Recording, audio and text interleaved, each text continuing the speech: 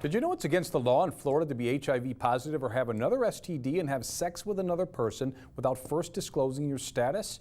SNN's Samantha Sonner joins us in the newsroom now for more on how these laws may affect the spread of HIV. Bills currently pending in the Florida Legislature subcommittee may update some of the language in the laws currently on the books. But according to some on the Suncoast, these changes may not be the best way to help reduce the risk of spreading HIV and other STDs. Valerie Wojciechowicz has been living with HIV for over 30 years. She's comfortable sharing her story on TV, but there's one place it's still uncomfortable: a first date. If I don't, then it's kind of like I'm lying, but if I do, they don't stick around for a second date.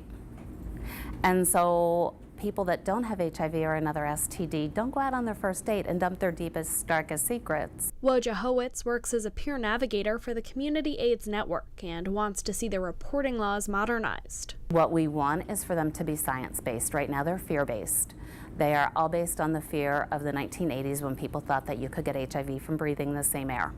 There's absolutely no science in there. For someone living with HIV, not reporting their status to a partner is a felony, even if transmission doesn't occur. My viral load is undetectable, and the science is really strong that states it is physically impossible for me to transmit HIV to a partner.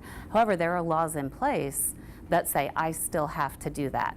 And if I don't adhere to those laws, even if I do not transmit HIV, I can go to jail. Community AIDS Network HIV educator Debbie Laws says these laws prevent people from getting tested. People are afraid to get tested because then they do know their status, and then the law says they have to disclose it. So the concern of repercussions is holding them back.